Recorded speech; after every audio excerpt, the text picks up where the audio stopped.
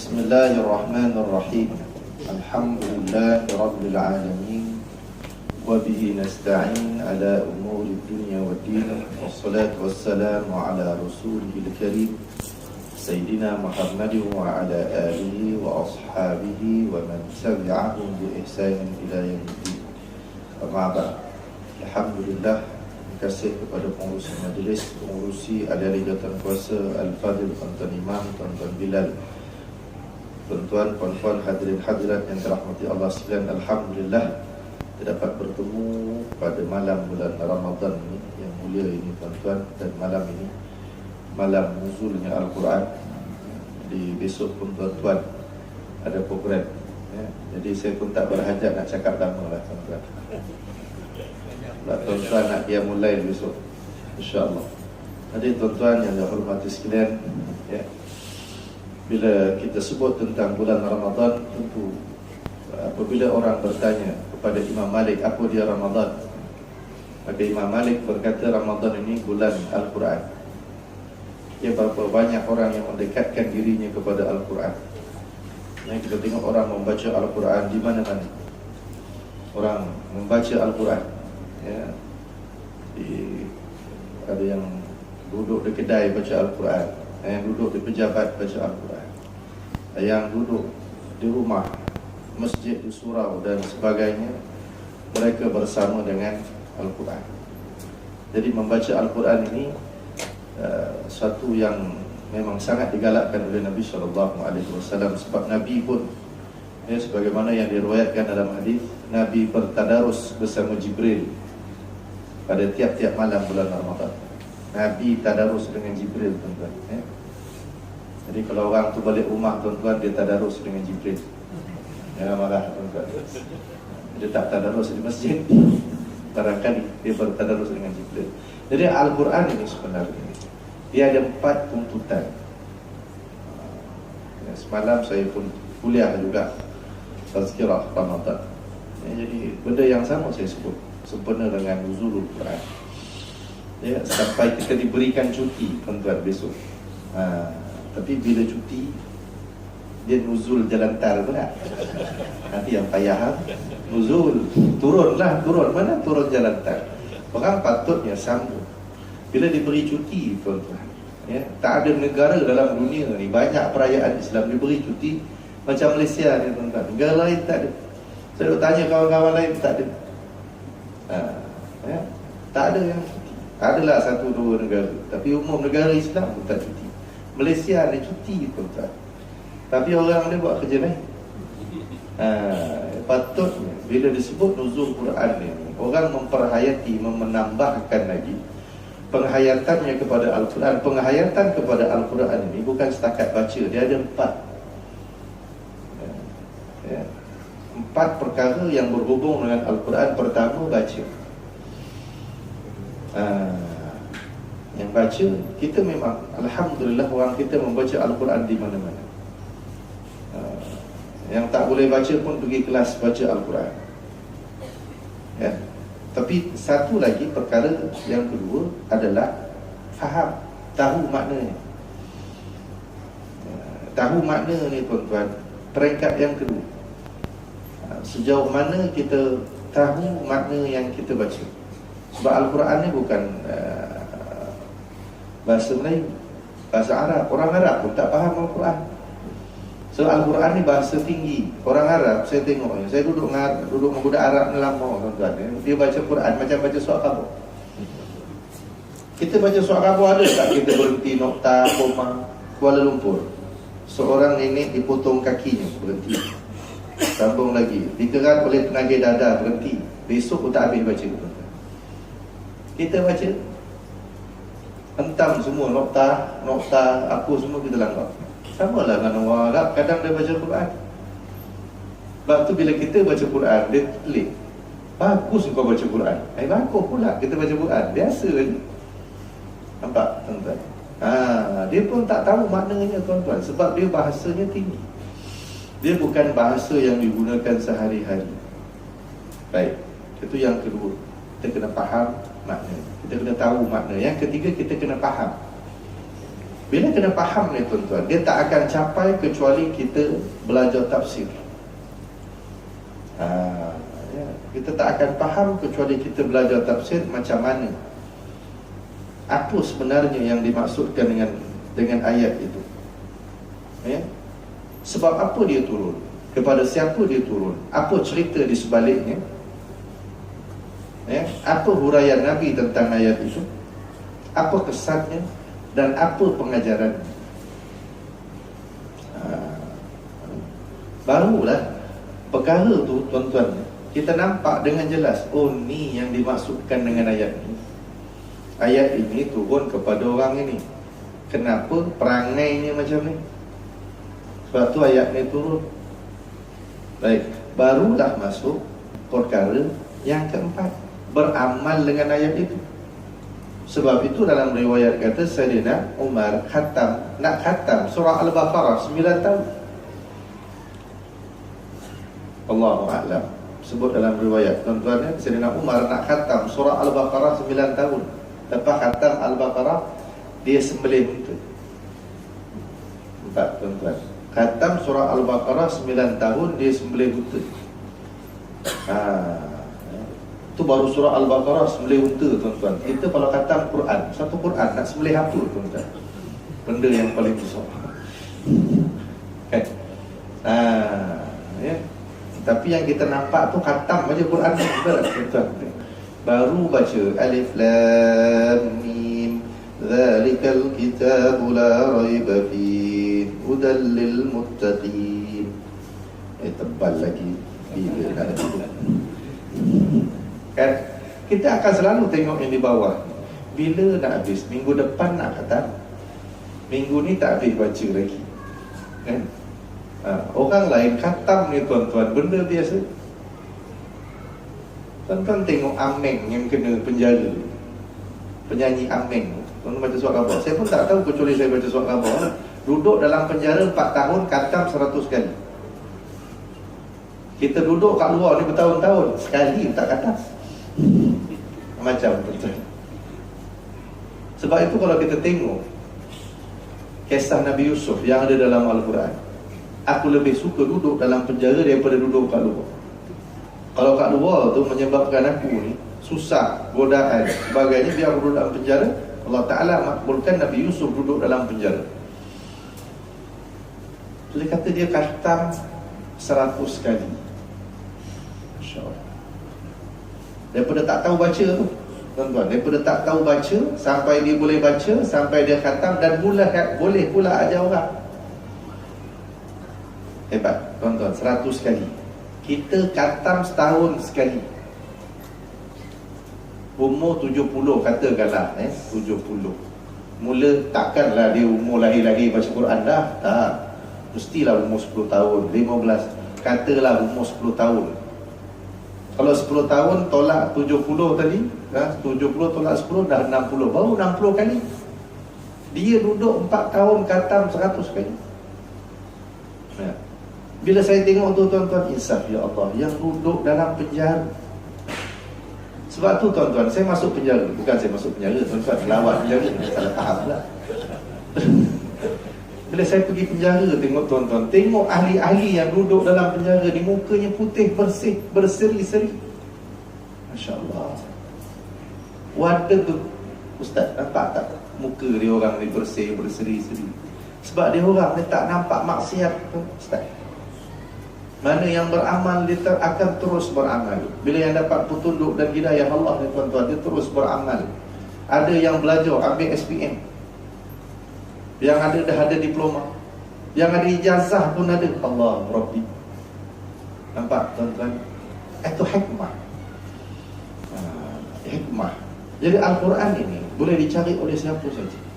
Kalau kita nak cari tuan-tuan, kelas Al-Quran bersepah-sepah tuan-tuan, kelas belajar Al-Quran banyak.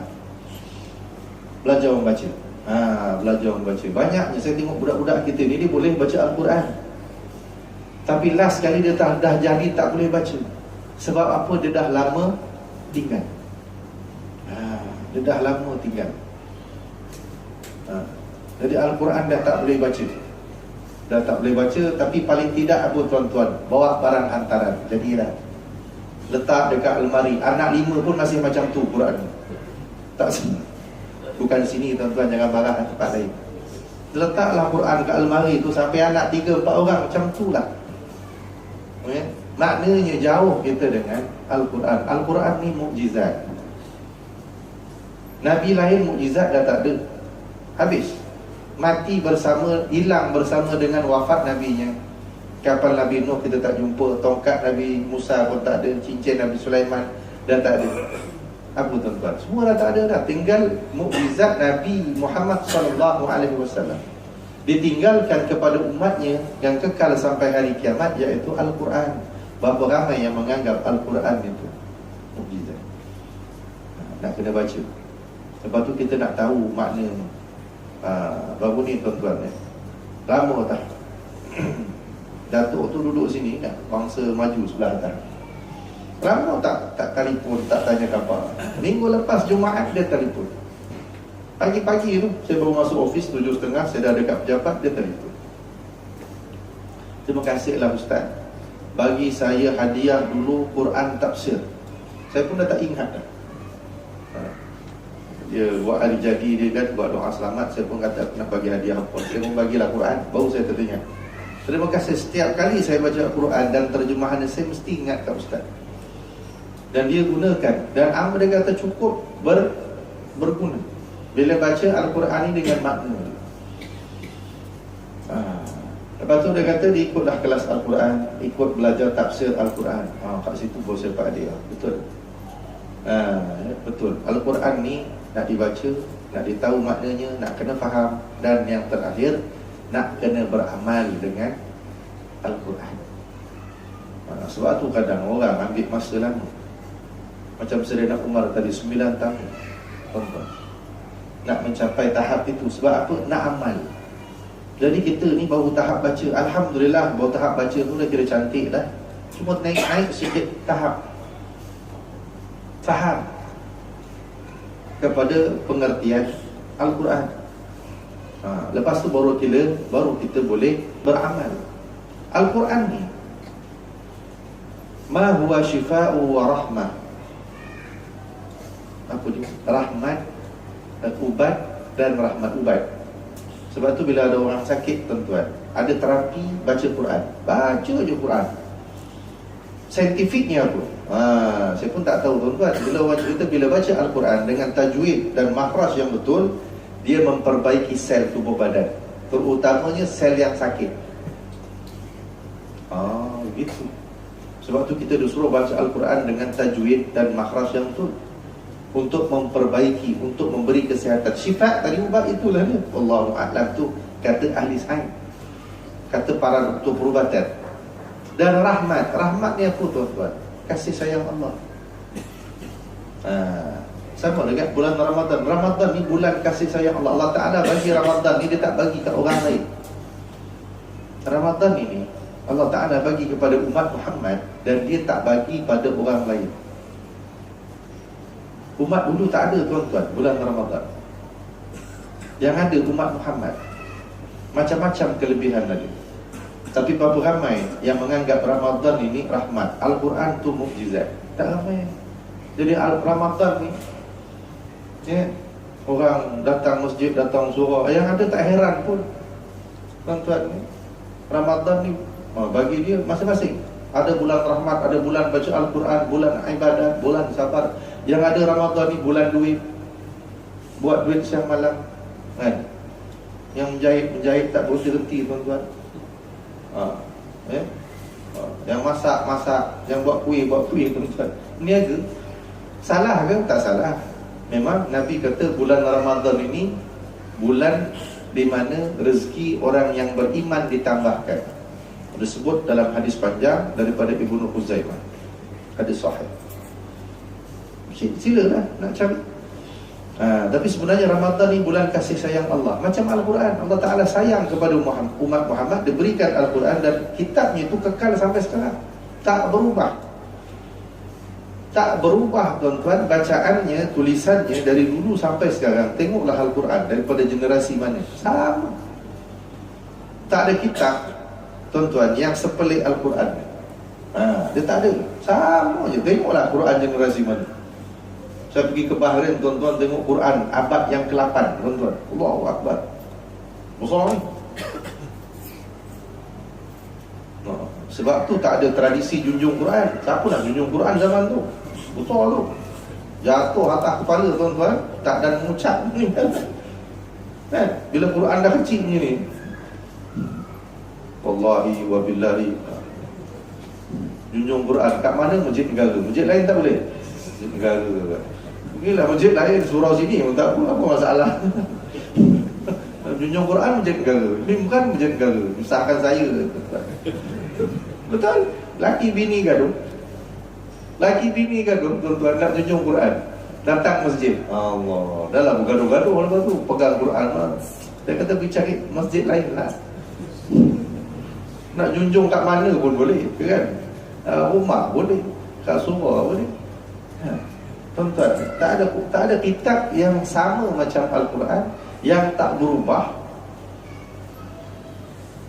bacaannya. Barangkali style tulisannya itu berubah sikit, tapi bacaannya tidak berubah pada setiap masa, setiap zaman sampai hari kiamat. Sebab dia dijamin oleh Allah Subhanahu wa ta'ala. Nampak tak pelik Al-Quran? Dan apa dia yang dikembalikan Allah Ta'ala kepada manusia? Hudan linnas, petunjuk kepada manusia. Tadi tu syifat, ubat. Ubat ni dua tadi. Ubat jasmani, betul, kalau dia sakit baca Quran. Yang kedua, ubat rohani. Resah, gelisah, baca Al-Quran. Kan? Susah, keluh, kesah. Itu satu. Rahmat apa dia, tuan-tuan? Kalau nak mendapat rahmat, nak bahagia hidup di dunia, baca, tengok Al-Quran, dapatlah rahmat. Orang hari ni ambil daripada barat macam-macam idea, padahal idea tu ada dalam Al-Quran, idea tu ada dalam Islam. Dia tak tengok. Saya cukup sedih bila orang sebut ni orang barat, segala macam lah. Jadi bila saya masuk pejabat, saya tukar pula. Saya cakap tentang ulama Islam, saya bercakap tentang Al-Quran. Apa yang ada Al-Quran, apa yang Al-Quran berikan. Orang nak cari kecemerlangan, tengok Al-Quran. Sebab Al-Quran tu hudal linnas, petunjuk kepada bukan orang Islam je, petunjuk kepada manusia. Sebab itu ayat yang mula-mula, tuan-tuan, kalau nak jadi cemerlang, kenapa ayat yang mula-mula itu turun Iqra? Bacalah. Padahal Nabi pun tak tahu membaca, kan? Nabi tak tahu baca. Nabi qari, aku tak tahu membaca, aku tak tahu baca. Tapi Iqra itu kata ulama maksudnya apa? Ilmu. Iqra itu maknanya baca. Baca itu ilmu. Itu kata sebilangan tafsir, wallahu a'lam, dia kata ilmu. Jadi sebab itu dalam Islam, betul tak tuan-tuan, orang kalau nak beramal dengan Islam tak ada ilmu dia mesti berakal, betul, untuk membolehkan dia dapat ilmu. Sebab tu ilmu penting, terutamanya ilmu Al-Quran, pemahaman kepada Al-Quran, pemahaman kepada tafsir. Perlu untuk membangunkan umat. Hari ini umatnya tak faham, tuan-tuan. Berilmu, beramal tanpa ilmu, ini masalah. Sebab tu umat kita ni merapu-rapu, banyak ikut ajaran sesat, tak mengikut ajaran yang sebenarnya. Sebab apa? Dia tak ada ilmu. Dan dia tak ada ilmu tu satu. Masuk satu lagi yang paling teruk sekali, dia tak perasan yang dia tu tak ada ilmu. Ini masalah yang paling besar kepada umat. Jadi bila Nabinya suruh baca, tuan-tuan, padahal Nabinya tak boleh membaca, itu soal lain. Kita disuruh baca, maka bacalah Al-Quran dengan faham, supaya Al-Quran tu sampai kepada kita. Fid dunia, saya selalu sebut, fid dunia qarina, wa fil qabri mu'nisa, wa fil akhirati syafi'ah. Al-Quran tu bagi syafaat hari kiamat. Kat dunia ni kawan, kat kubur jadi teman. Kita kubur seorang-seorang, tuan-tuan, tak ada kawan. Mana saya kawan? Biarlah mati sama-sama, kan? Merempit sama-sama, mati sama-sama, tanam sama-sama. Boleh tak tanya kawan dia, Mat, apa jawapan Mat? Aku pun tak ada. Tak ada. Tak boleh. Jadi siapa nak jadi teman Al-Quran? Dekat akhirat, hujjatun lana wala alaina. Al-Quran jadi pembela kita, bukan menjadi pendakwa kita. Itu yang paling penting. Sebab itu kita perlu pada Al-Quran. Dan satu Al-Quran ni tuan-tuan, bukan setakat nak dibaca, tapi nak membangunkan umat. Umat hari ini kurang semangat. Sebab apa? Dia jauh daripada Al-Quran. Kalau dia betul faham Al-Quran, dia jadi orang baik. Al-Quran cerita pasal apa? Cerita pasal syurga, pasal neraka, orang munafik. Kan? Tuan-tuan tengok surah Al-Baqarah, baca aja, terus cerita Bani Israel sampai berpuluh-puluh ayat. Cerita tentang Bani Israel. Jadi kat situ kan, bila saya buat mengajar tafsir, apa sebenarnya Bani Israel ni, siapa dia, apa perangai dia, apa cerita dia. Kita kena cari benda-benda lain, cari hadis sebagai penyokong kepada pentafsir, kepada Al-Quran. Jadi pengetahuan kita semakin banyak. Bila kita tahu tentang Bani Israel, kita jangan jadi macam Bani Israel. Sifat Bani Israel ni banyak songeng, buat tak nak. Itu dia, banyak tanya. Sembelih lembu, sembelih lah, tanya lembu apa, warna apa, kan payah. Lepas tu suruh beramal, tak nak, cakap banyak, kena azab, kena kutuk Allah Ta'ala sampai hari kiamat. Kita jangan jadi macam Bani Israel. Itu kalau orang faham baca Al-Quran. Lepas tu dan ayat yang seterusnya sampai habis, tuan-tuan. Maknanya kalau orang tu baca Al-Quran dengan faham, dia akan membentuk jiwa. Masalahnya kita faham baca, kita baca Al-Quran kadang-kadang menangis kan. Kadang kita dengar qori pun menangis, padahal kita tak faham tu. Sebab apa menangis? Sedap sangat suara qori tu. Menangis tu, menangis biar tak faham.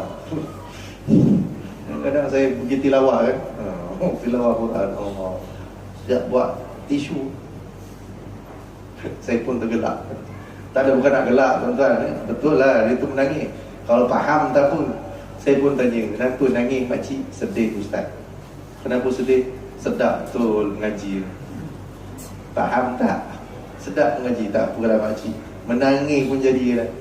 Yang ada tu tengok, bila tengok betul kan tuan-tuan, kita buka TV, tengok tilawah Al-Quran, tak ada lain. Tu kalau lah channel lain tu baru dengar pun tak nak tuan-tuan. Macam mana kita nak dekat dengan Al-Quran? Kita dengar mengaji tu,